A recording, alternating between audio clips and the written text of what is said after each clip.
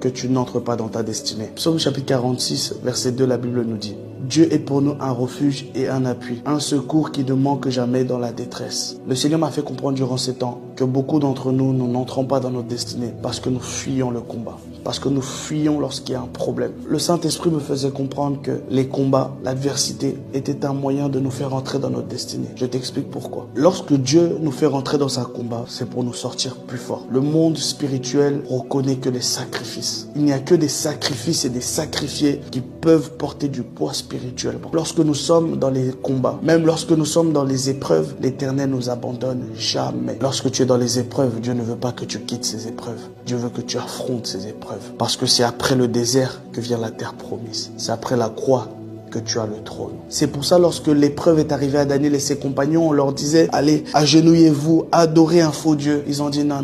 S'il faut même que vous nous mettez dans le feu, nous allons rentrer dans le feu. Pourquoi? Parce que Dieu veut que tu entres dans le feu pour qu'il soit avec toi dans le feu. J'aime ce psaume 23. David dit: Seigneur, même si je marche dans la vallée de l'ombre de la mort, je ne crains aucun mal, parce que ton bâton et ta houlette me rassurent. Tu es avec moi. C'est ça que Dieu cherche. Dieu cherche des gens qui affrontent des problèmes et pas des gens qui fuient leurs problèmes. Plus tu affrontes des problèmes, plus tu seras fort spirituellement. Et j'aime ce que la parole dit dans Ésaïe 43, verset 2. Si tu traverses les eaux, je serai avec toi. Et les fleuves ne te submergeront point. Si tu marches dans le feu, tu ne te brûleras pas. Et la flamme t'embrasera pas. Durant tout ce temps, le Seigneur me fait comprendre une chose: que beaucoup de chrétiens ne désirent plus la présence de Dieu. Alors c'est qu'avec la présence de Dieu que nous allons traverser les épreuves, que nous allons traverser les déserts. Le Seigneur m'a dit de te dire: cherche sa présence. La chose qui nous donne la victoire face à l'adversité, c'est la présence de Dieu. Sois prêt à tout perdre, mais ne perds pas la présence de Dieu. C'est pour ça, depuis plusieurs années, le Seigneur m'a mis à cœur une vision. Il m'a dit: ouvre une cellule de prière, une maison où les gens vont venir chercher ma présence, un lieu où les personnes viendront chercher le cœur et non la main. Et cette vision s'appelle la cité des amoureux de Dieu. Un endroit où les gens vont désirer devenir des épouses. Un endroit où les miracles vont se faire comme à l'époque de la Bible. Le Seigneur cherche encore un reste. Dieu ne cherche pas tout le monde. Il dit: je cherche parmi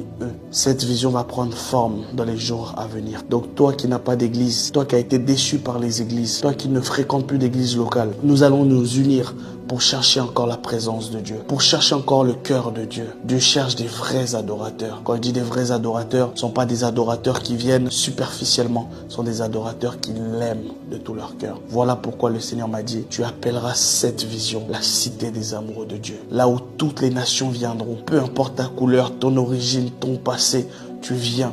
Cet endroit est fait pour toi. Alors si cette vision te parle, n'hésite pas à